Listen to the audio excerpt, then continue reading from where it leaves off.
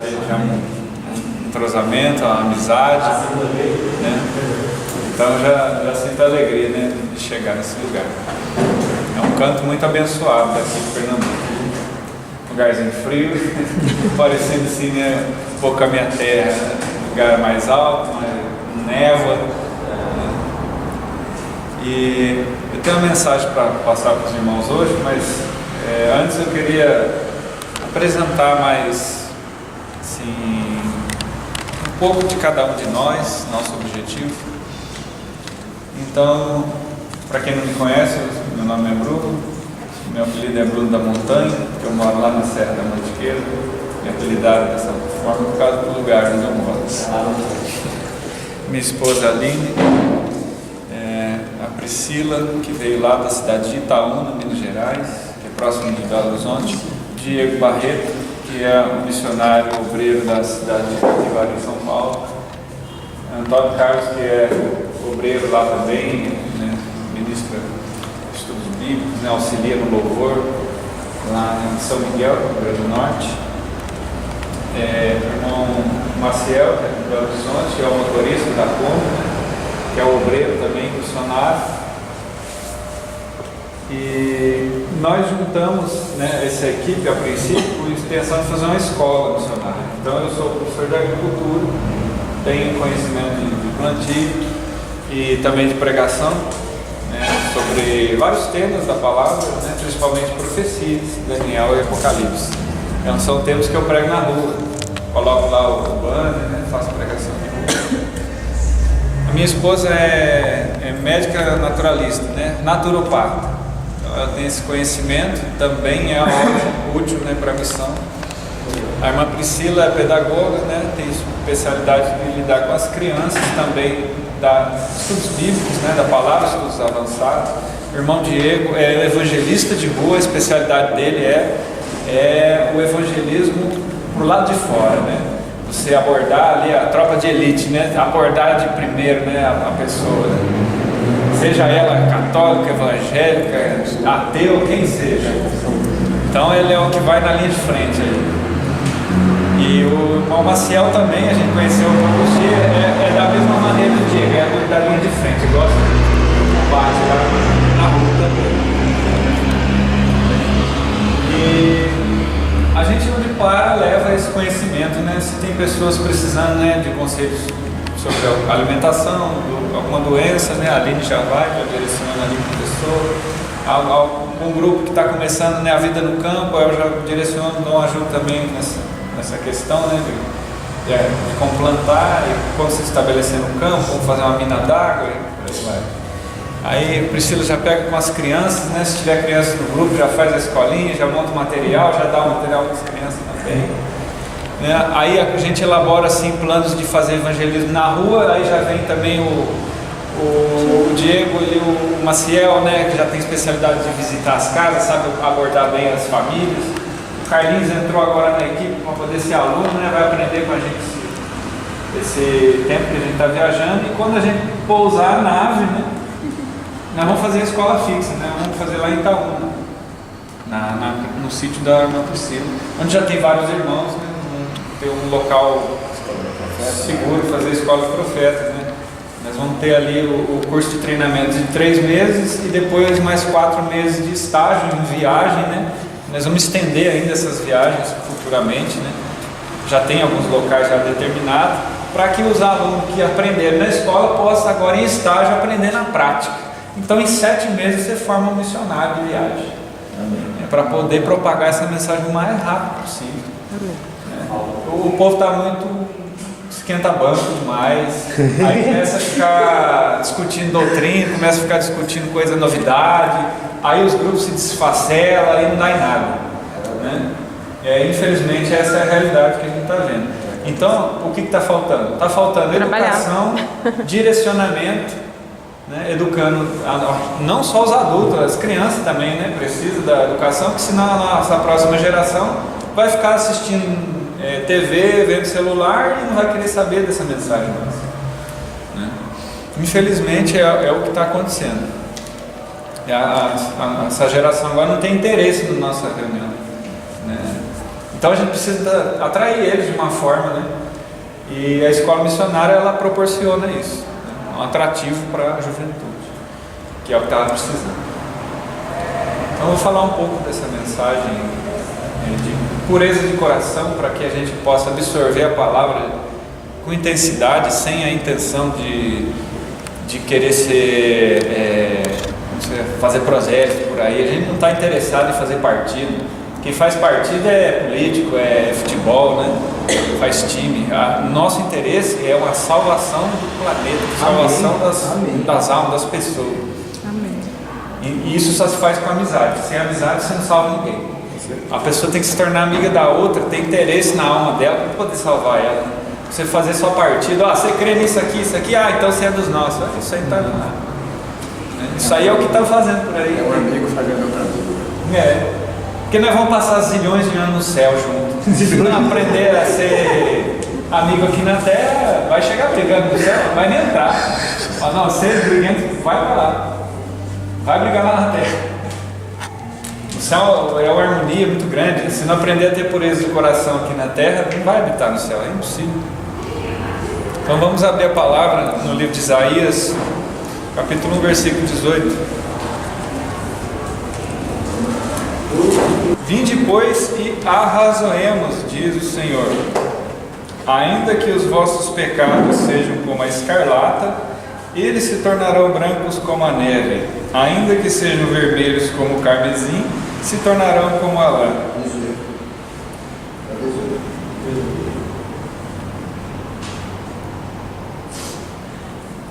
Como que um ser humano que tem pecado vermelho como a escarlata pode se tornar branco como a neve? De si mesmo, a gente sabe que é impossível, né?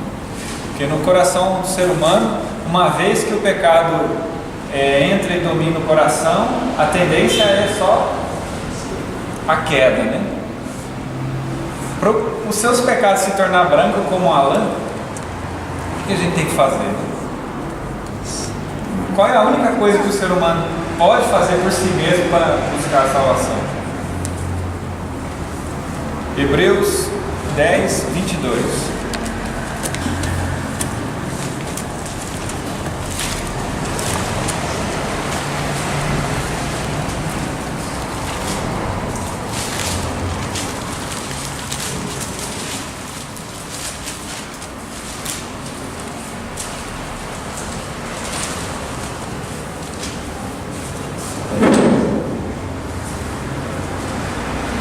Irmão Everaldo, pode ler para nós?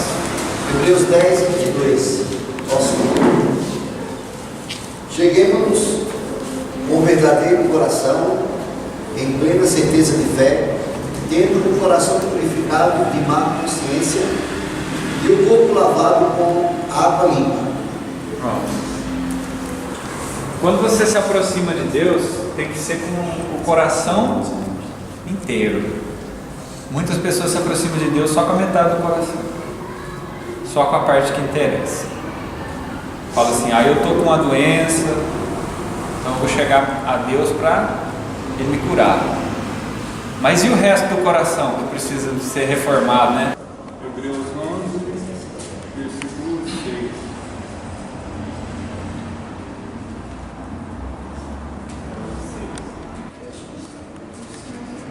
O motivo da gente ter saído lá da nossa casa, lá do mundo de São Paulo,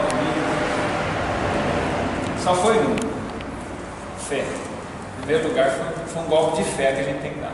Porque você pode estar lá vivendo sua vida tranquilo, quietinho lá, né, no trabalho do dia a dia, mas a nossa consciência está acusando a gente o tempo todo. Não, tem que ir para a missão, tem que espalhar o Evangelho. O Senhor falou: ide a todas as nações, pregar o Evangelho.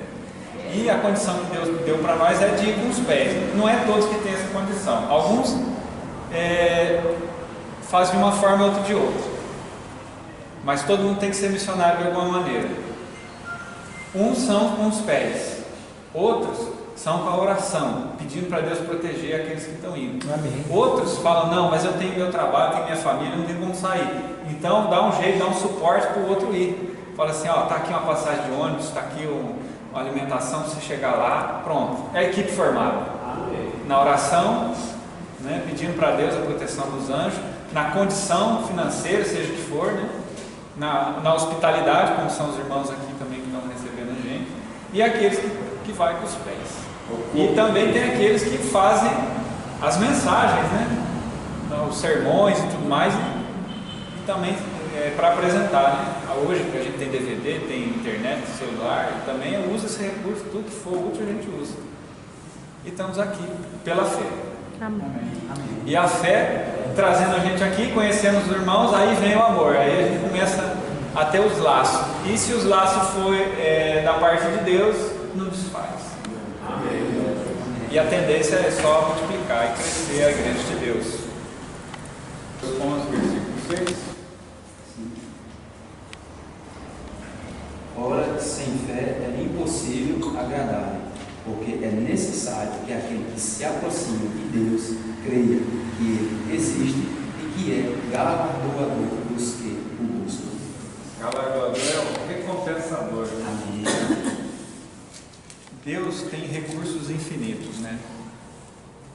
Ele criou o universo, criou o Sol, mantém o Sol no seu curso todo momento, mantém a Lua no seu curso, mantém os outros planetas em ordem, como um relógio funcionando, todas as engrenagens ali, né? Aqui as estações do ano, tudo certinho, né?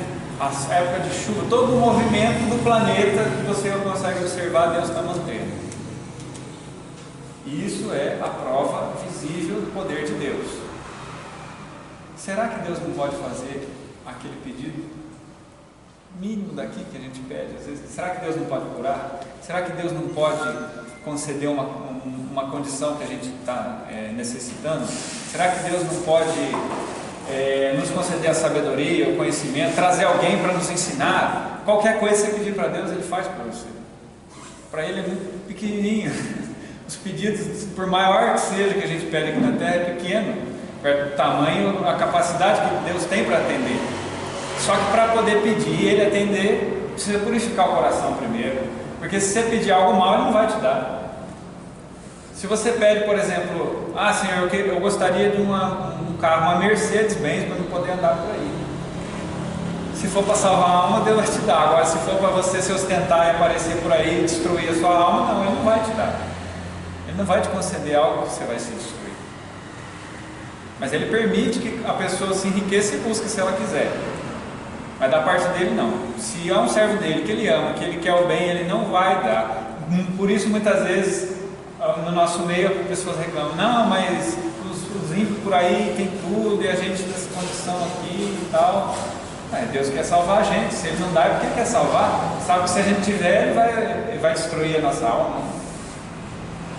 Então a gente dá glória a Deus por isso, fazendo o seu servo manter nessa condição. Jesus, quando ele andava de jatinho, ele pegava o aeroporto e descia. Não. Se tivesse, será que era esse o veículo favorito para ele sair andando pela cidade? Não, ele ia perder a oportunidade de conversar com o povo andando a pé. Então ele andava a pé. Se ele quisesse andar de carruagem naquela época, ele andava. Existia. Se ele quisesse andar, ele andava não, a pé ou de jumento. De jumento em ocasiões especiais.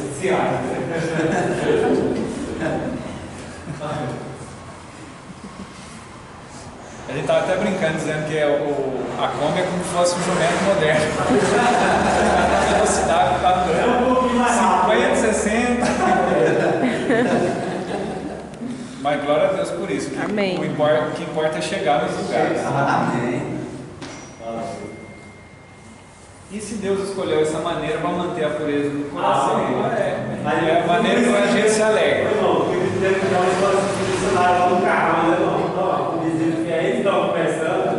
E a gente se alegra muito e agradece, porque Deus nos deu essa condição de chegar até os lugares.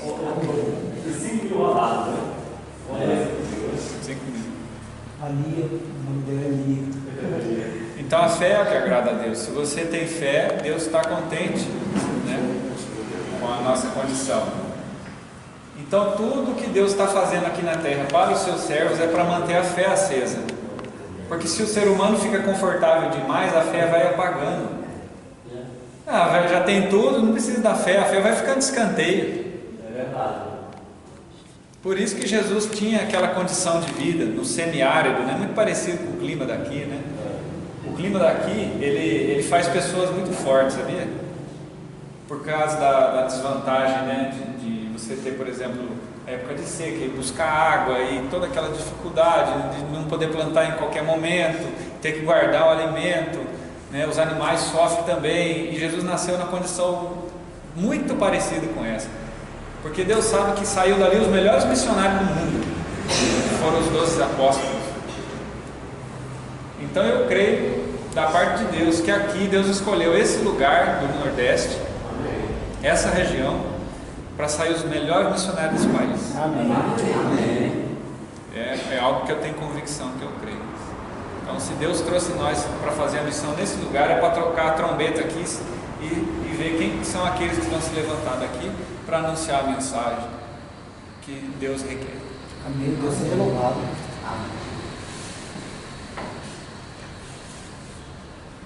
Bom, já vamos na reta final, chegando agora no encerramento do assunto. Vamos lá em Salmos 32, Salmo 32. versículo 5.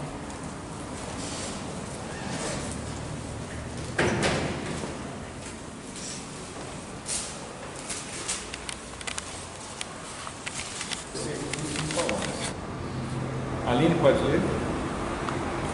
Eu reconheço o meu pecado diante de ti e a minha iniquidade eu não escondi. E disse: confessarei ao Senhor as minhas transgressões, e tu perdoaste a iniquidade do meu pecado.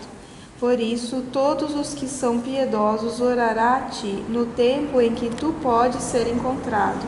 Certamente, nas enchentes das grandes águas, elas não chegarão até ele. Tu és o meu esconderijo, tu me perseverarás da dificuldade, tu me cercarás com canções de libertação. Eu te instruirei e te ensinarei no caminho em que irás. Eu te guiarei com o meu olho. Não sejais como o cavalo ou como a mula, que não tem entendimento, cuja boca precisa ser contida com freio e rédea, para que não chegue perto de ti. Haverá muita tristeza para o perverso, mas aquele que confia no Senhor, a misericórdia o cercará. Estai alegres no Senhor, regozijai, vós justos, e gritai de alegria, todos vós que são retos de coração. Deus seja louvado. Essa palavra é poderosa, né? Deus usa esses salmos, né, de ânimo, porque quem compôs, quem escreveu os salmos foi num tempo de muita tribulação. Então aqui é um salmo de Davi. Salmo que ele compôs no momento de sua vida em que ele estava sendo ensinado por Deus para poder reger uma nação.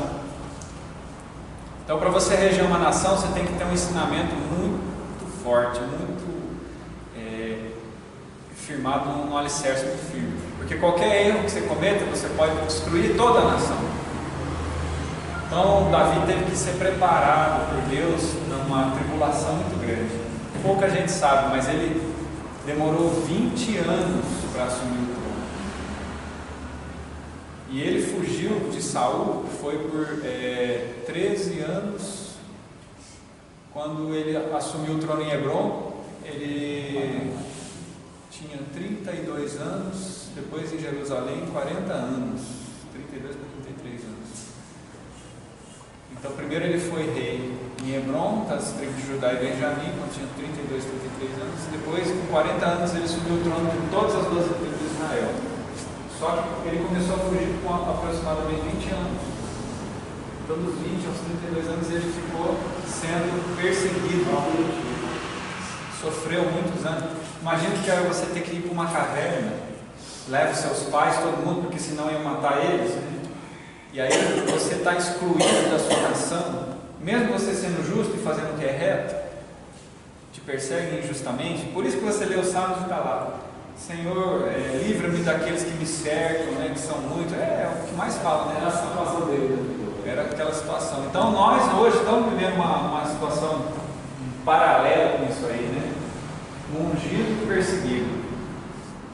Saul que era o ungido de Deus, apesar de não ser o ungido conforme o coração de Deus, como era Davi, era ungido também. Mas aí ele pecou, transgrediu o mandado do Senhor, e o Senhor foi o quê? Transferiu o reino agora para um outro. Só que Deus não esperou, não foi imediato. Ele deu um tempo, né, para que Saul ainda ficasse reinando ali, até manifestar mesmo o coração de Saul ali publicamente. E foi, a gente sabe, né, que foi se entregando à feitiçaria, né? E aí Davi, que era o ungido de Deus, segundo o coração de Deus, mas estava perseguido, agora começa a ser perseguido por Saul, e se esconde nas cavernas para preservar sua vida e daqueles que estão junto com ele. Olha a nossa condição hoje. Nós sabemos que Deus escolheu uma igreja para pregar a mensagem, a Igreja Adventista do Sétimo Dia, a qual nós somos membros participantes em espírito pela verdade dos pioneiros. Amém. Porém, nós sabemos pela própria boca deles que eles têm alterado, modificado, né, mudado as doutrinas fundamentais, e agora nós estamos nessa condição. Nós estamos reunidos aqui, não estamos junto com eles, tá? Por quê? Assim como Davi não poderia estar na presença de Saul, porque Saul não admitia a presença de Davi, por isso ele teve que ir com um choro se esconder na caverna, embora ele não quisesse isso, essa realidade para ele. Mas Deus ungiu para que ele preservasse a forma verdadeira de se reger a nação. E aí, esperou-se o tempo, e ele teve até a oportunidade de matar Saul. O que ele fez? O soldado deu a lança na mão dele, falou: crava aqui a lança de Saul, você pode matar ele. Falou: não vou fazer isso aqui. Sabe por quê? Ele é ungido do Senhor, só o Senhor pode ter com ele, pode dar repreensão para ele. Eu não vou fazer isso aqui. O Senhor que julgue ele, porque eu também sou ungido do Senhor. E se eu matar ele, outro pode vir me matar também. Então ele tinha uma justiça muito elevada. Ele pensou isso aí. Ele tinha um princípio de balança, né? O que pesa de um lado, pesa do outro. Se eu for matar ele, eu também sou ungido, pode vir o outro me matar. Então, se eu não matar ele, Deus vai preservar minha vida também. Então qual é a nossa condição? Unicamente purificar o coração, assim como Davi estava lá, compondo os salmos, para se alegrar e alegrar os que estavam junto com ele, para poder ter um princípio de retidão, de justiça, para poder depois assumir o posto de guerreiro, né, de ir adiante, combater nas batalhas, que é a nossa posição agora. Nós estamos se preparando aqui para ser guerreiro, para combater lá fora. Não é só para ficar aqui no sábado estudando. Quem estuda é para dar aula. Ninguém estuda para sempre, não tem sentido estudar para sempre. Tudo que você aprende é discipulado. É assim, todos nós um dia tem que alcançar a estatura de Cristo, certo? Amém. Então tudo que Cristo ensinou ficou aqui, né? Tá aqui guardado. Aí você vai absorvendo, é como um copo que vai se enchendo. Quando se enche, não pode deixar ele transbordar, vai transferindo para os outros. O conhecimento tem que ser propagado, tem que ser ensinado, e todo mundo tem que ficar equivalente. Então, se eu sei hoje alguma coisa a mais, o Carlinhos, que é o aluno que precisa absorver mais conhecimento, a minha experiência no conhecimento, vou passar para ele. Aí ele vai alcançar o mesmo que eu absorvi, ele vai ensinar para outro, e assim por diante, né? E hoje, como que se fez o sistema? Fica um que sabe bastante lá em cima, os outros se alimentam das migalhas, um pouquinho aqui, um pouquinho ali. Aí na semana seguinte quer se alimentar de novo, isso, o sistema não funciona. Era o que Saul queria fazer, ele queria ser o mandante, a voz dele era maior que a de todo mundo, pronto, acabou. Ele ia fazer a vontade dele acima até da vontade de Deus. Aí ele impunha isso sobre a nação. E com Davi era diferente. Davi queria primeiro fazer a vontade de Deus. A vontade dele ele deixou do lado. Falou: não, fazer a vontade do Senhor em primeiro lugar. E aí ele tinha o quê? Muito carinho pelos que estavam junto com ele. Os salmos era para alegrar os que estavam entristecidos.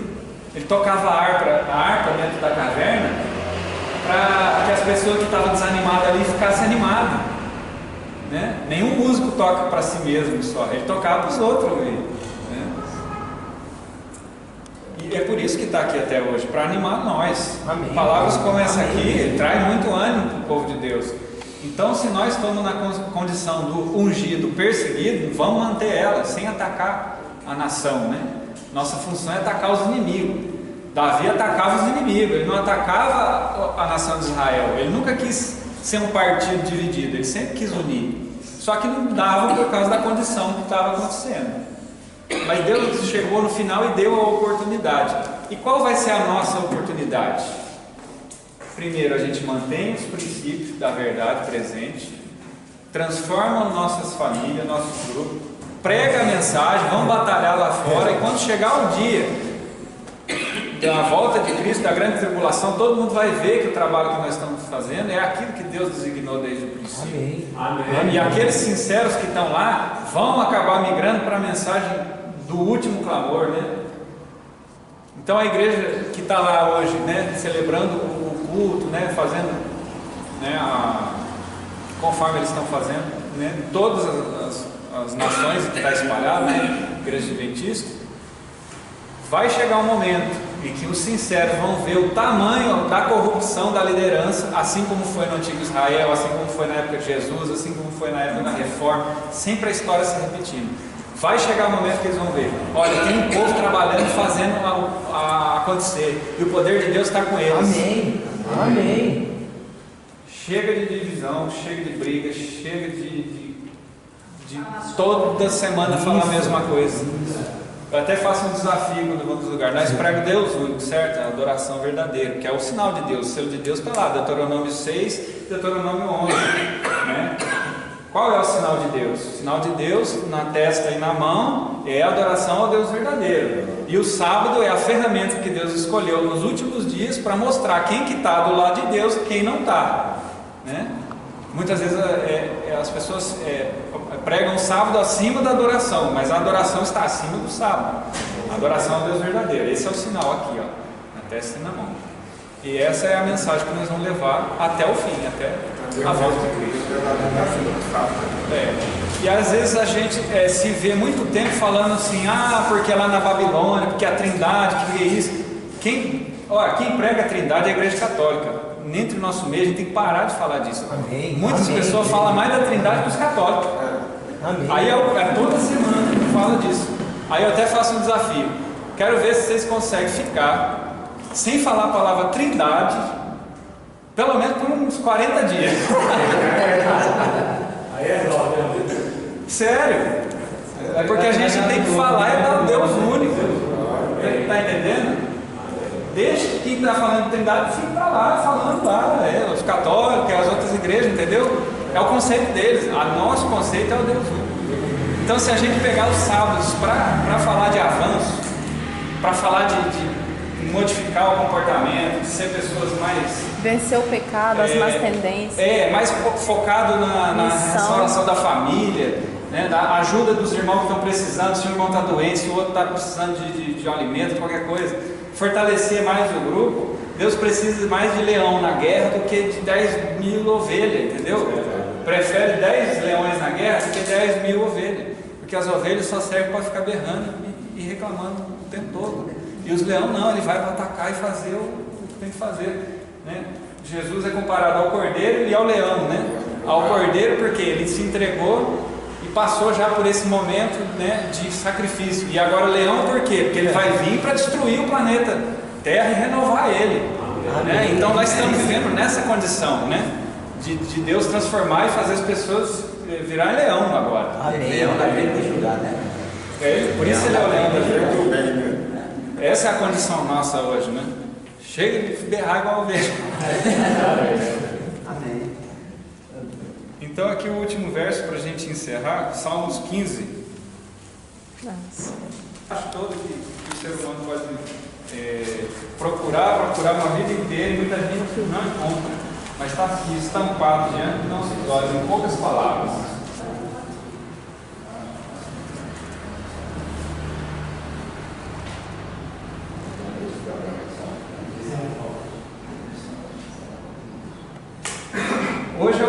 escolher se você vai ser cidadão da terra ou se você vai ser cidadão do céu. Se você vai dar Deus reino, a rocha eterna que vai fundamentar o seu reino para sempre. Só que para participar do reino de Cristo, né, da rocha, você tem que estar o quê? De acordo com os princípios do governo dele, que são esses aqui, ó. Irmão Luciano, pode ler?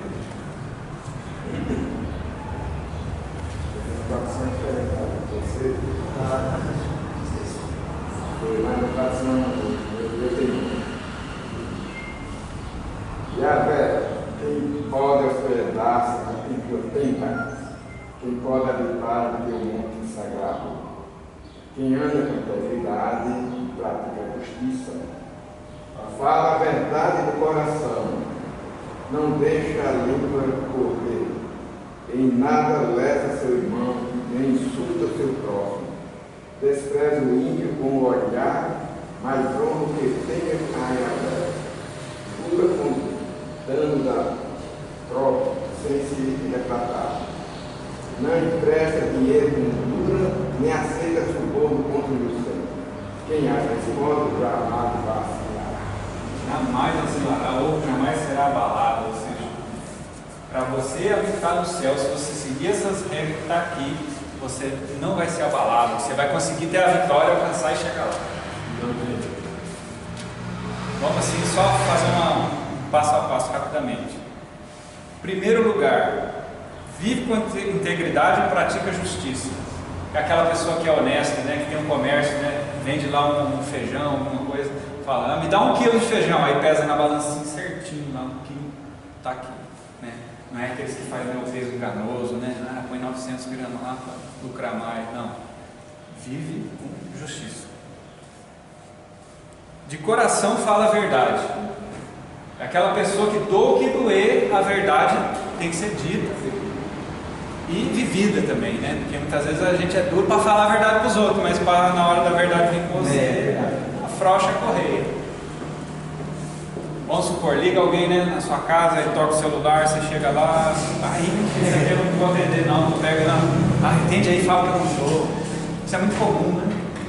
Mas isso aí não tem a ver com o coração, que é a verdade, a gente tem que modificar essas coisas. No mínimo, né? Nas coisas pequenas a gente tem que amar a verdade, não só nas grandes. Não difama com a sua língua, né? Fala mal das pessoas, né? Ou mente algo sobre alguém. Não faz mal ao seu próximo, né? É aquele tipo de pessoa que você olha assim e fala, não, esse aí não faz mal para ninguém, ele só faz o bem, só ajuda, não atrapalha ninguém. Não lança injúria contra o seu vizinho. Injúria contra o seu vizinho é aquele que se aborrece com o vizinho, já amaldiçoa ele, né? Fala mal. Tem por desprezível ao réprobo, né? Aquela pessoa que faz coisa ruim, você não quer nem parte com ela, nem em sociedade, nem ficar de amizade, não. A pessoa que é desprezível, que não gosta da verdade, que não ama a Deus, você dela lá de ser aqui. E mais honra os que temem ao Senhor. Agora os servos de Deus que estão buscando a Deus, embora pecador, às vezes tem um erro, não, esses aí estão querendo fazer o que é certo, então junta com eles, aí vocês vão só somar. O que jura com dano próprio não se retrata. Dá um exemplo, você está vendendo uma geladeira lá na porta da sua casa, você põe o preço lá, R$200, aí vem uma pessoa e fala, segura aí para mim que amanhã eu venho buscar. Aí você tira o preço, né? Aí você vai na sua casa e alguém bate palma lá, ei, essa geladeira aí. Fala, não, tá vendido.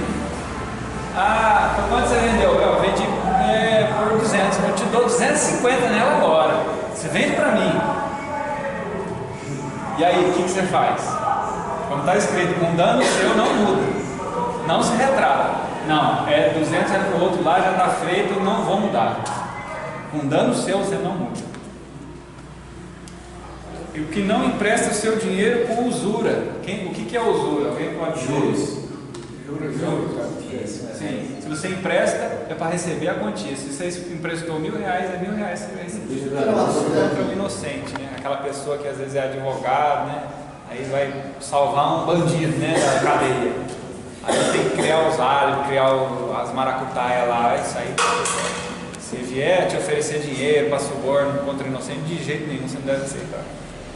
E quem faz dessa maneira nunca será abalado. Então são princípios da vida que faz com que você se torne apto para habitar com Deus.